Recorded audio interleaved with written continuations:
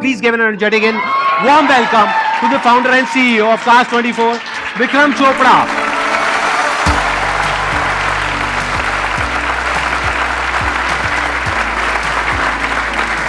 Please have a seat. Thank you. आप थोड़ा सा बताएंगे अपनी जर्नी के बारे में कि आपने कब शुरुआत करी, कैसे शुरुआत करी, आइडिया आपके पास में कहाँ से आया ये Cars24 का? 2015 में शुरू किया मैंने और मेरे 3 और दोस्तों ने। और इसमें थोड़ा मिक्स ऑफ पर्सनल एक्सपीरियंस था। जब मैं एमबीए करने वॉर्टन गया था, वहाँ से जब बीच में ही आ गया था, वो एक अलग कहानी है। बट जब मैं पढ़ाई छोड़ के वापस आया तो उस टाइम पे पैसे तो थे नहीं, वो जो थे वो वॉर्टन में लगा दिए यूएस पढ़ाई में। This is interesting. आप वॉर्टन गए एमबीए करने के लिए और बीच में छोड़ के आ गए? हाँ, वो मैं 6 महीने में ही आ गया। क्या रीजन? वाइफ से मिल लिया तो मैं कहा ये काम हो गया, वापस आ जाता हूँ। अच्छा। नहीं, मैं आई थिंक वो एमबीए करने से पहले जाने से ही मेरा नौकरी में मन नहीं लग रहा था। मतलब मैं कर रहा था उससे पहले भी, बट मैं वो नॉर्मल पाथ ले रहा था जो मेरे आसपास वाले ना सारे वो सेम ही रास्ते पे चल रहे थे। So that is what led to कि मैंने सोचा यार मैं वापस आता हूँ और कुछ शुरू करते हैं। तो वहाँ से शुरुआत हुई।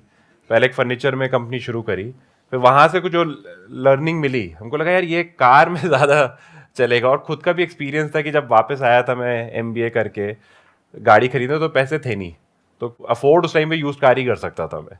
तो कहा यार ये इतना बड़ा मार्केट है, मेरे ऐसे बहुत लोग होंगे जिनकी पहली कार यूज कार ही होनी चाहिए, और क्यों नहीं होनी चाहिए। मतलब इट्स फाइनेंशियली भी ये बहुत सॉलिड डिसीजन है। आप नई कार पे आप 8 लाख रुपए खर्च करो, आपको सेम क्वालिटी की कार अगर आधे प्राइस में मिल जाती है तो आप क्यों पूरा पैसा खर्च करो। वो पैसा आप अपने बिजनेस में लगा लो, सेविंग कर लो, कुछ और कर लो। वो वहाँ से फिर शुरुआत हुई और फिर हमने कहा यार ये एक अच्छी प्रॉब्लम है, एक बड़ा मार्केट है, ग्रोइंग मार्केट है। तो वहाँ से फिर Cars24 की शुरुआत हुई 2015 में। हमने वो डोमिनोज से इंस्पिरेशन लिया। हमें कहा sell your car in 30 minutes, कि हम भैया आप आओगे हमसे आधे घंटे में आप गाड़ी बेच सकते हो। तो फिर हमने वही बनाया कि आज अगर आपको गाड़ी बेचनी है, हम आपको ऑनलाइन ही एक पहले प्राइस बता देते हैं कि आपकी गाड़ी को क्या मिलेगा। और उसको भी हम अब इतना एक्यूरेट बना रहे हैं डेटा साइंस यूज करके कि आपको एग्जैक्ट प्राइस ही बता देगा। 15 सवाल के जवाब दो, बिना गाड़ी चेक किए, बिना गाड़ी देखे मैं आपको बता दूंगा कि आपकी गाड़ी का क्या प्राइस होने वाला है। आपको अगर वो प्राइस सही लगता है आप हाँ करो, एक बंदा आएगा, गाड़ी चेक करेगा। अगर गाड़ी की कंडीशन वही है जो आपने 15 सवालों में भरी है, तुरंत पैसे आपके अकाउंट में और गाड़ी हम ले लेंगे। जब आपने शुरू किया इसको, कॉन्सेप्ट को, तब आपने कहा कि आपने गाड़ी खरीदने पे फोकस किया। इन द सेंस के जो गाड़ी बेचना चाहते हैं उसके ऊपर आपने फोकस किया। हाँ। तो वो गाड़ी खरीद कौन रहा था? क्या आप ही खरीद रहे थे उनसे वो गाड़ी? नहीं, हमारे पास तो पैसे ही नहीं थे, गाड़ी हम कैसे खरीदते। तो ये भी यहीं से कहीं बहुत सारी चीजें जब आप काम करना शुरू करते हो तो one thing leads to another, आपको भी पता नहीं होता है। तो शुरू में हमारा कॉन्सेप्ट ये था कि हम गाड़ी खरीदेंगे और हम ही फिर आगे बेचेंगे। बट हमने कहा हमें कुछ आता तो है नहीं, तो भाई सीखते हैं। तो सीखने के लिए कहाँ जाओगे भाई? यूज कार डीलर्स भरे हुए हैं, हमारी दिल्ली में तो सबसे ज्यादा है। तो मैं और मेरे को फाउंडर हम गए, एक डीलर के साथ बैठे हुए थे। 10-15 मिनट बात हुई और अच्छे से बात कर रहा है, चाय वाय पिलाई। फिर एकदम से उसको फोन आया और वो भाग गया। हम कहा ये एकदम से क्या हुआ, ये उठ के एकदम से भाग गया, अभी तो बात कर रहा था एकदम से कहीं चला गया। तो उसके दुकान पे एक असिस्टेंट बैठा था, उसने बोला वो सर को लीड आ गई कार के लिए, वो उसके लिए भाग गए। तो वहां से फिर हमने बाद में सोचा यार ये गाड़ी की लीड आते ही हमको गेस्ट आके बैठे हुए हैं, उनको अच्छे से अटेंड कर रहा है, एकदम से उठ के भाग गया। यार कुछ तो फिर प्रॉब्लम है। हाँ, वो खुद से नहीं बोल रहे थे, वो खुद से नहीं बोल रहे थे कि गाड़ी की सप्लाई उनके लिए प्रॉब्लम है। बट जब हमने ये बात करी, एक्सपीरियंस लिया, तो हमको बाद में रियलाइज हुआ यार गाड़ी प्रोक्योरमेंट बहुत बड़ी प्रॉब्लम है। बिकॉज फिर हमने सोचा यार एक सेलर 10 लोगों से 15 लोगों से बात करता है। अगर आप में से किसी को गाड़ी बेचनी होगी, आप यही सोचो ना मैं 10-15 लोगों से बात करूंगा। तो मैं कहा यार एक जेन्युइन सेलर को जेन्युइन बायर से अगर हम कनेक्ट कर देंगे। तो हमने व्हाट्सएप से शुरू किया। हमने क्या किया, हम पेट्रोल पंप पे जाके बैठ गए। हमने अच्छा, कोई वेबसाइट नहीं बनाई, कुछ नहीं किया? मेरा ना को फाउंडर मेहुल बहुत उसका तेज दिमाग चलता है। उसने कहा यार पेट्रोल पंप जाते हैं विक्रम। उसने कोई मैथ करी कि 40 में से एक सेलर होता है गाड़ी का, हर 40 कार में एक सेलर होता है। एक पेट्रोल पंप पे जाके बैठ जाते हैं, वहां पे 40 सेलर में एक सेलर मिलेगा।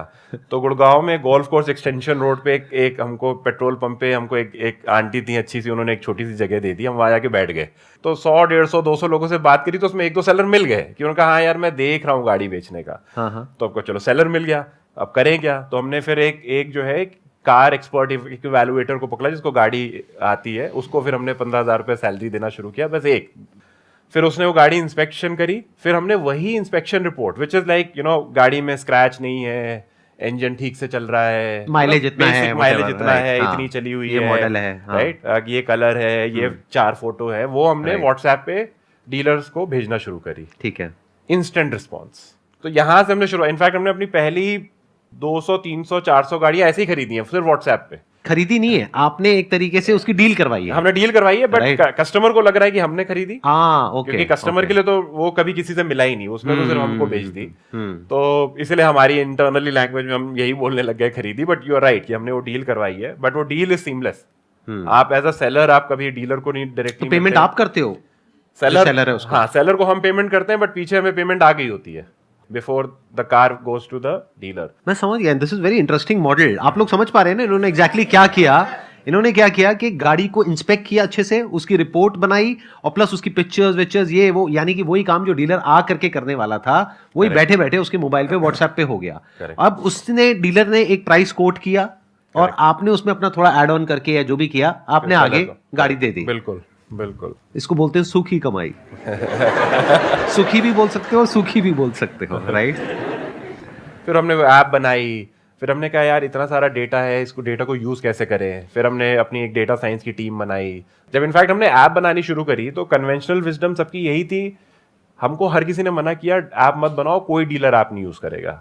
और हर किसी ने 100 में 100 लोगों ने यही बोला। बट हम बोल रहे थे यार ये बाहर लोगों को ये लगता है, हमको अंदर दिख रहा है जिस स्पीड से वो प्राइस दे रहा है, तो हमको पूरा विश्वास था कि नहीं ये चलेगा। और वही हुआ, हमने वो ऐप लगाया और वो फटाफट चला। यहाँ तक आपने फंडिंग खुद ही मैनेज कर रहे थे या अभी कोई इन्वेस्टर? यहाँ तक खुद ही कर रहे थे। जब हम ये 4-5 महीने हो गए हमको, तो हमको लगा कि यार हमारे पास एक कोई जैकपॉट है, ये गोल्ड माइन है।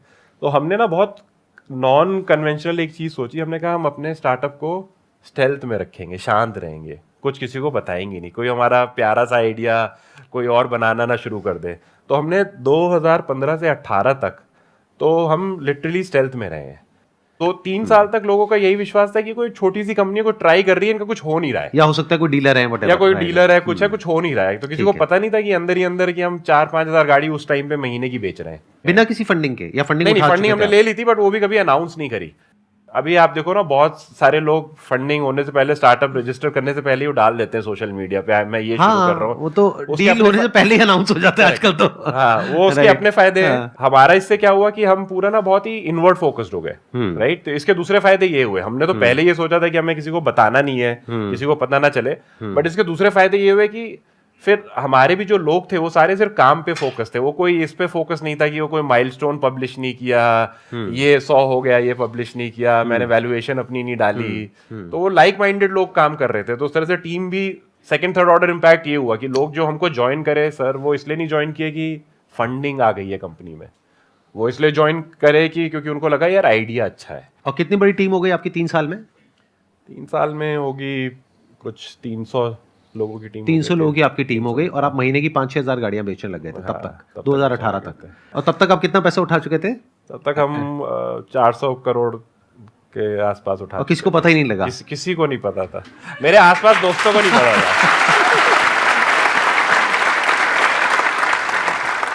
400 करोड़ आपने फंडिंग उठाई थी। At what valuation? 2000 करोड़ के आसपास। 2000 करोड़, ओके। अच्छा, विदाउट टेकिंग एनी नेम्स, अभी पीछे मैंने रिसेंटली पिछले 1-2 साल में देखा है कि आपके कुछ कॉम्पिटिटर्स काफी ज्यादा एक्टिव हो गए हैं। हाँ हाँ, नहीं बिल्कुल। और ये आई थिंक वो इन हाइंडसाइट वो हमारी उस टाइम पे तो जो सिनिसिज्म था, जो एक डर था ना, एक आई थिंक वो एक एंटरप्रेन्योर को या किसी भी चीज में आपको कॉन्फिडेंट भी होना चाहिए, बट घबराते भी रहना चाहिए कि भाई क्या गलत हो सकता है, आपको सोचते रहना चाहिए उसके बारे में। तो वो सही था, राइट। तो हमको जो हेड स्टार्ट मिल गया, जो एक लीड मिल गई, वो लीड बहुत काम आ रही है हमारे।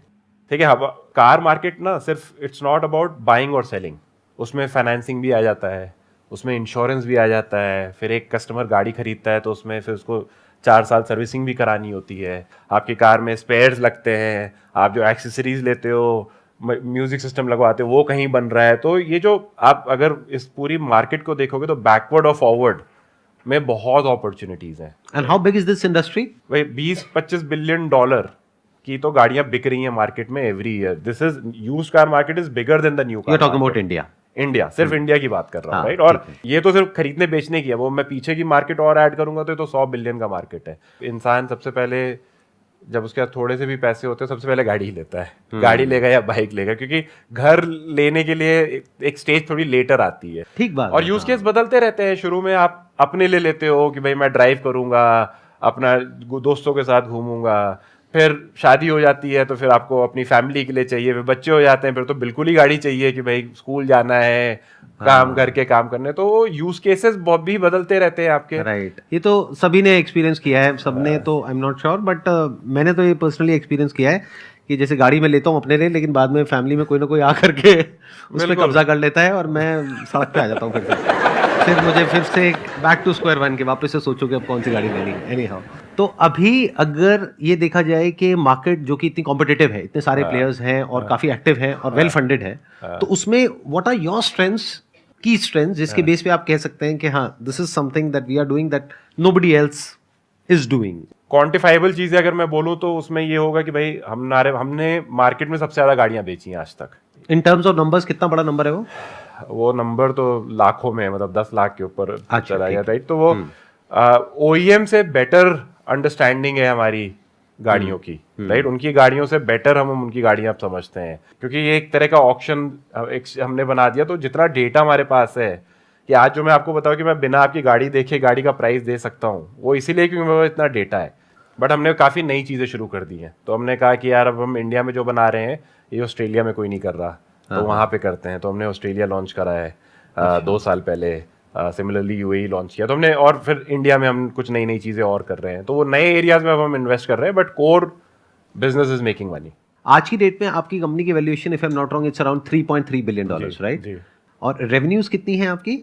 रेवेन्यू हमारी हम मतलब ऑलमोस्ट 7-8 हज़ार करोड़ की गाड़ियां बेचते हैं साल की। एक क्वेश्चन है जो आजकल बहुत ही कॉमन है और हर एक के माइंड में चलता रहता है कि is your company making money और losing money? If it's losing money, how much cash you are burning? तो are you okay with sharing that number?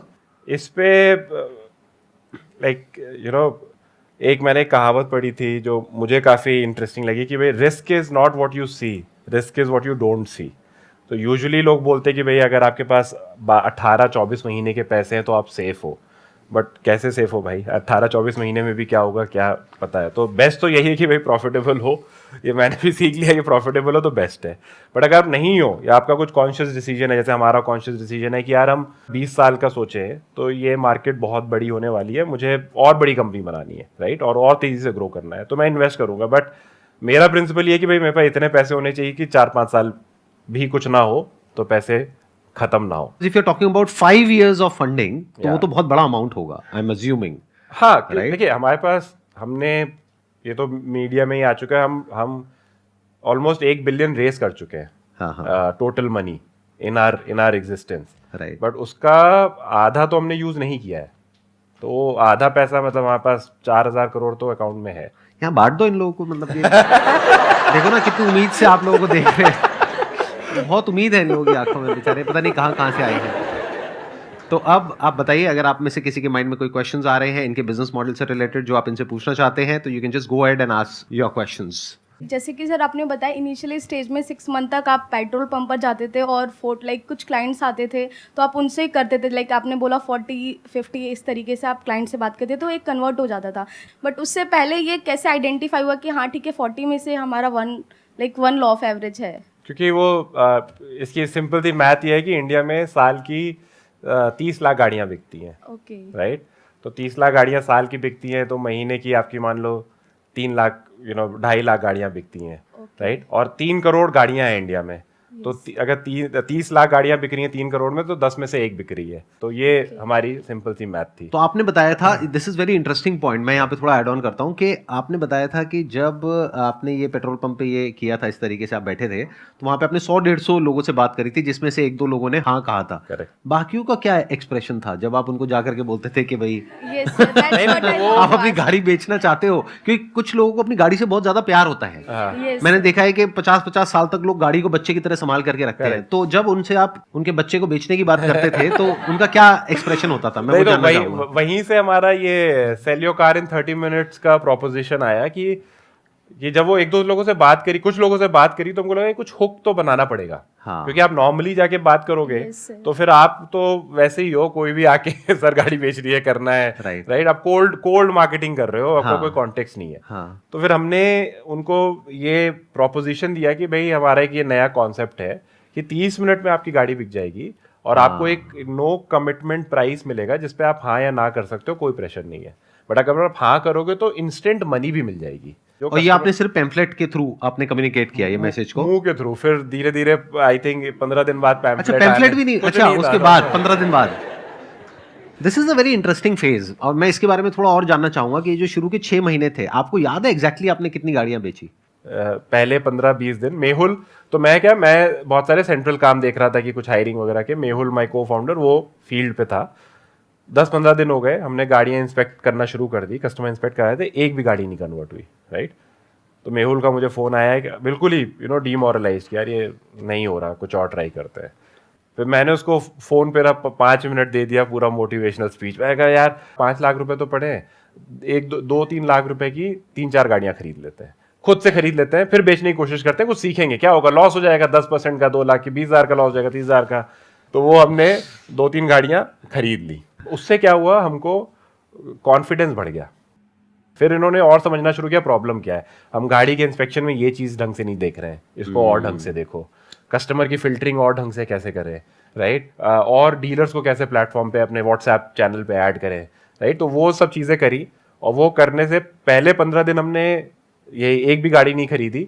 I think अगले 30 दिन में उसने कुछ 15-20 गाड़ियां खरीद ली थी, राइट। ये अपने पैसे से या? अच्छा, इसमें दो आपने अपने पैसे से खरीदी, बाकी की डीलर के थ्रू। और जो अपने पैसे से खरीदी उसमें 50% नुकसान हुआ। 50% नुकसान हुआ।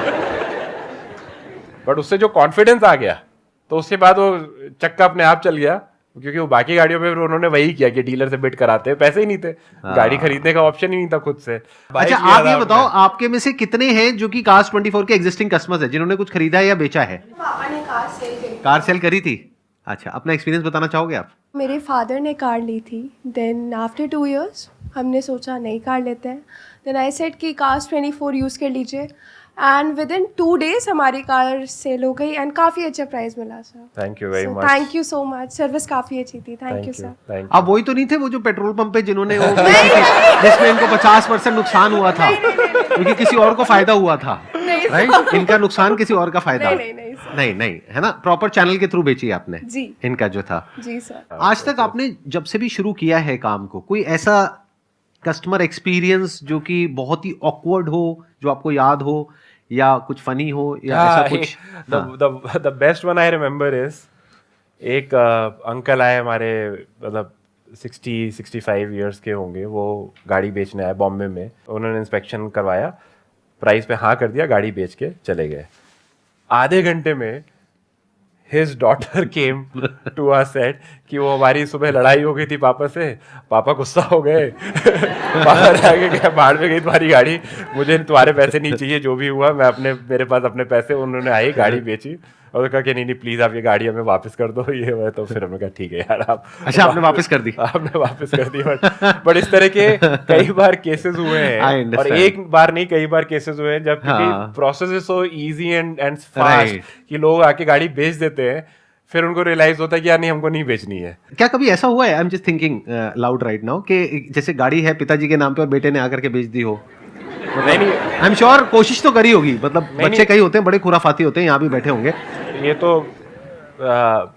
फ्रॉड भी होते हैं, इस तरह के फ्रॉड होते हैं। वही राइट। तो उसमें आपने किसी की गाड़ी चुराई, अच्छा, हाँ, Cars 24 को बेच दी जाके। बट ऐसे कैसे बेच दी? पेपर्स भी तो चाहिए। तो वही कर करके आप सीखते हो ना। तो अब हमने उसमें बहुत सारे चेक्स एंड बैलेंसेस लगा दिए कि भाई पैसे किसके अकाउंट में जा रहे हैं, उसका पैन आईडी है या नहीं है, वो मैच होना चाहिए, वो मैच हो रहा है, उसका जिसके डैड और सन है तो वो रिलेशनशिप कैसे प्रूव हो रही है। तो वही अब सीख सीख के आप लगाते हो। शुरू में तो ऐसे भी केसेस हुए जहाँ पे कस्टमर ने बोला भाई साहब वो मेरी गाड़ी थी, आपको कोई और बेच के चला गया, वापस करो। तो हमारे पैसे भी गए और गाड़ी भी गई, राइट, क्योंकि आपकी गाड़ी आप वापस ले गए, पैसे कोई और ले गया, तो गाड़ी भी गई और पैसे भी गए, राइट। क्योंकि यहाँ पे 2 नंबरी काम भी बहुत होता है ना, मतलब बहुत तरह तरह के लोग हैं, तरह तरह के प्राणी हैं। ये एक बहुत इंपॉर्टेंट पॉइंट है कि जब भी हम कोई आइडिया डिस्कस करते थे इंटरनली या बाहर भी रही, तो लोग सबसे पहले कहते हैं ये मत करो क्योंकि इसमें फ्रॉड होगा। बट यू नो रियलिटी में फ्रॉड करने वाले लोग होते हैं 1-1.5, उसके चक्कर में आप 99 के लिए आप एक रूल नहीं बना सकते। जैसे हम इंटरनली एम्प्लॉइज के साथ अपना पूरा डेटा शेयर करते हैं कि क्या रेवेन्यू है, क्या प्रॉफिट है। अब हम क्या, हम ऑनलाइन डीलरशिप भी है, कुछ गाड़ी हम डायरेक्टली कस्टमर को भी बेचते हैं, क्योंकि खरीदना गाड़ी भी तो प्रॉब्लम है। सर्टिफाइड गाड़ियां, सर्टिफाइड गाड़ी, राइट। तो हमारा उसमें हमारी एक है कि हम करते हैं 7 days नो क्वेश्चंस आज रिटर्न्स। अगर आप गाड़ी रखो 7 दिन, कोई रीजन आके कोई बहाना बनाने की जरूरत नहीं है आपको। अगर नहीं समझ में आ रही गाड़ी, आप वापस कर दो। अब वो चाहे प्राइस था, वो कलर था, वो आपके घर वालों को पसंद नहीं आई, आपको नहीं पसंद आई, आपने जॉय राइड के लिए गाड़ी ली थी कि कार24 दे रहा है 5 दिन के लिए ले लेता हूँ, जो भी रीजन था, राइट, डजंट मैटर। बट अगर आपको 7 दिन में गाड़ी रिटर्न करनी है, and you return 100% of the money, 100% of the return, no questions asked. हम आपसे पूछते भी नहीं है कि आप क्यों रिटर्न कर रहे हो गाड़ी। मुझे पता है आप लोगों के दिमाग में क्या आ रहा है। गाड़ी लो, 1-2 लाख रुपए में 7 दिन घुमाओ, घुमाने के बाद वापस करो और अपने पैसे वापस लो, पूरे 100%। अब अगर रिटर्न बढ़ गया ये टेलीकास्ट होने के बाद, तो मेरी टीम मुझे दौड़ा के मारेगी। लेकिन इतना आसान होगा नहीं है, आई एम 100% श्योर, क्योंकि पूरा प्रोसेस होगा। जब आप रिटर्न करने आओगे तो कुछ ना कुछ तो होगा, मतलब इमीडिएटली कितने दिन में पैसे वापस मिलेंगे? तुरंत। ये मैट्रिक है, मैं खुद ट्रैक करता हूँ। हमारे ऑफिस में आंधी तूफान आ जाता है कि अगर थोड़ा भी डिले हो जाए तो। और आपके पास कैसी कैसी सर्टिफाइड गाड़ियां हैं? मतलब बढ़िया बढ़िया भी हैं, जैसे मतलब लग्जरी गाड़ियां होती हैं और होती हैं? बट लग्जरी गाड़ी की मार्केट ही छोटी है इंडिया में। नहीं, मैं ले लूंगा। ये आपको सुनने में थोड़ा अजीब लग रहा होगा कि इतना बड़ा कमिटमेंट ये दे रहे हैं, लेकिन आप ये समझ करके चलो, आज के टाइम में जब तक ऐसा कोई कमिटमेंट नहीं दिया जाएगा, तब तक कस्टमर कंफर्टेबल फील नहीं करेगा। करेक्ट। अब जो टाइम है वो बदल चुका है। वो वाला टाइम नहीं है कि मैन्युफैक्चरर आकर के बोले या एक कंपनी आकर के बोले कि ये हमारी पॉलिसी है, लेना है लो, नहीं लेना भाड़ में जाओ, व्हाटएवर। अब है कि प्रॉपर चीज को ऑफर किया जाए, ये अज्यूम करके कि 99% लोग जेन्युइन है, विच इज अ फैक्ट। 1% ही होंगे जो ऐसा कुछ सोचेंगे। मैं भी मजाक कर रहा था, कहीं सीरियस होकर के मेरी शॉर्ट्स बना करके कहीं लोग डाल दें वीडियोस में कि संदीप सर कुछ जरूरत से ज्यादा ही जुगाड़ू बन चुके हैं। सर मेरा नाम तुषार गुप्ता है। हाँ। और पूछना सर मुझे ये है कि आपने जैसे अभी थोड़ी देर पहले बताया था कि आप जब एड्स वगैरह चलाते थे तब गूगल पे ऑप्शन नहीं था, तो पूरे एनसीआर में ही चलती थी। तो मतलब मैं जितना नहीं, फेसबुक पे ऑप्शन नहीं था। हाँ, गूगल पे Facebook था उस टाइम पे। ओके। हाँ। तो आपका बिजनेस एक तरीके से लोकेशन बैरियर था आपके में, कि आप स्टार्टिंग में अब डीलर्स जब कनेक्ट किया होगा तो दिल्ली के ही डीलर्स होंगे, और दिल्ली वाला कोई कस्टमर है तो वो डीएल की ही गाड़ी लेगा। तो फॉर एग्जांपल आपका कहीं ऑनलाइन प्रेजेंस देख के किसी चेन्नई वाले बंदे का कॉल आ गया, तो अब लॉन्गर विजन तो होती है उस टाइम पे कि मुझे पूरे इंडिया में एक्सपैंड करना है, या पूरा एक बिजनेस जब स्टार्ट करते हैं तो कि मुझे पूरा बड़े लेवल पे लेके जाना है। तो फिर उस लीड को क्या हैंडल करते थे आप? मना कर देते थे उसको, कस्टमर को, कि हम नहीं कर सकते? आज तक मना ही करते आ रहे हैं बहुत सारे। जैसे फॉर एग्जांपल हमारे पास बहुत कमर्शियल कार्स भी आ जाती हैं, बहुत सारे टैक्सी ड्राइवर्स अपनी गाड़ी लेकर आ जाते हैं, बट हमने अभी भी हम उसमें घुसे नहीं है। अब क्यों नहीं घुसे वो एक अलग सवाल है, बट अनफॉर्चुनेटली हमें उनको ना ही बोलना पड़ता है। और मार्केटिंग का जो आप पॉइंट बोल रहे हो, मुझे एक्चुअली उसकी वजह से फेसबुक मार्केटिंग बंद करनी पड़ी थी, क्योंकि उसमें मैं टारगेट नहीं कर पा रहा था। फिर मैंने जो है अपने दोस्त की मदद लेके फिर गूगल शुरू किया, क्योंकि उसमें टारगेटिंग पॉसिबल थी ज़्यादा। राइट। जीएमबी पे ज़्यादा फोकस किया, क्लासिफाइड से फिर किया, सोसाइटी में जाके एक्टिवेशन किया। तो फिर वही फोकस किया कि वो पैसे उस लीड पे ना खर्च करो जिसपे आपको सर्विस भी नहीं कर पा रहे, बिकॉज पैसे भी खर्च हो रहे हैं और कस्टमर भी नाराज हो रहा है, राइट। तो आप दोनों तरफ से जो है you are at a loss. Plus ये एक बहुत बड़ा लेसन है आप सबके लिए। आई एम श्योर ये जो आप क्वेश्चन पूछ रहे हो, आई कैन अंडरस्टैंड कि आप किस स्टैंड पॉइंट से ये क्वेश्चन पूछ रहे हो। Yes, sir. You are asking because क्या होता है, जब हम एक काम को शुरू करते हैं तो हमारे पास में जब भी कोई कस्टमर आता है तो ना कहना बड़ा मुश्किल होता है। कैसे छोड़ दें? तो ये लगता है कि चलो इसको भी हाँ बोल दो, उसको भी हाँ बोल दो, उसको भी हाँ बोल दो। उस चक्कर में क्या होता है कि हम बहुत कुछ करने की कोशिश करते हैं और कुछ भी ढंग से नहीं कर पाते हैं। तो you must have a razor sharp focus and clarity as far as कि मुझे क्या टारगेट करना है, और उसके बाहर जो भी कुछ है उसको ना बोलने के लिए तैयार रहना है। ये कॉल बहुत इंपॉर्टेंट होती है, नॉट आगे जाकर के, क्योंकि आगे जाकर के तो जैसे जैसे आपका बेस बढ़ेगा आपके लिए हाँ बोलने की पॉसिबिलिटी बढ़ेगी। शुरू में you need to be very clear कि आप किस नीश को आप टारगेट कर रहे हो और किस जगह को आप फोकस कर रहे हो। उसके बाहर कुछ भी आता है, उस एरिया के बाहर कुछ भी आता है तो आपको ना बोल देना है। टाइम जैसे वेस्ट भी हो आपने जाता जो है add on something? Yeah. नहीं, जो आपने मुझसे पूछा प्रीमियम कार्स का, राइट? हाँ हाँ तो यही है, आप हमें ऐसा नहीं कि कभी भी नहीं करेंगे, आज हम उस पर नहीं करते हैं फोकस, बट देखा जाए तो उसमें मार्जिन बहुत ज्यादा है, क्योंकि मेरे को तो वो ज्यादा बट अट्रैक्टिव वही लग है रहा ना है। फोकस, ये हाँ। अपॉर्चुनिटी है, बट अभी आप वही ना, how many balls you want to juggle, Right. Right? तो अभी ऑलरेडी इतनी सारी बॉल्स है हाथ में, हाँ, तो ये है, ये हमारे आगे के प्लान में है, प्लानिंग में डला हुआ है, और उस पर बहुत बड़ा फोकस है, बट आज नहीं कर रहे। ये एक बहुत बड़ी क्वालिटी है जो आपको अभी सीखनी होगी। यानी कि इस सेशन से अगर सिर्फ एक चीज अपने घर लेकर के जानी है, वो यही है कि जो इनका फोकस है, देखो अभी जैसे ही मैंने इनके बिजनेस मॉडल को समझा तो मेरे माइंड में सबसे पहले आया luxury cars. I am sure आपके भी माइंड में कई बार आया होगा, क्योंकि लग्जरी कार आप मान करके चलो, अगर कोई 50 लाख की गाड़ी है हाँ तो वो एकदम ही टूटती है, हाँ, 20 लाख पे आ गई तो उसमें मार्जिन भी मोटा है, क्योंकि जो लग्जरी कार खरीदने आ रहा है वहां पे मार्जिन भी मोटा है। 2 लाख की गाड़ी में क्या मार्जिन होगा? 20-30 हजार रुपए का। वहां पे मार्जिन भी 2 लाख, 3 लाख, 4 लाख का मार्जिन है। तो उधर मार्जिन ज्यादा है, अपॉर्चुनिटी बड़ी है, लेकिन ये कह रहे हैं अभी नहीं करना है, because of their strategy, because of their vision.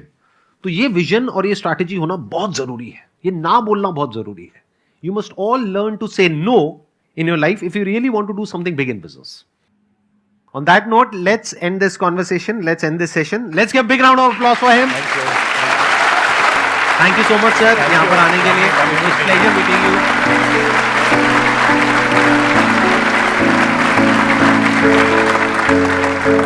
you.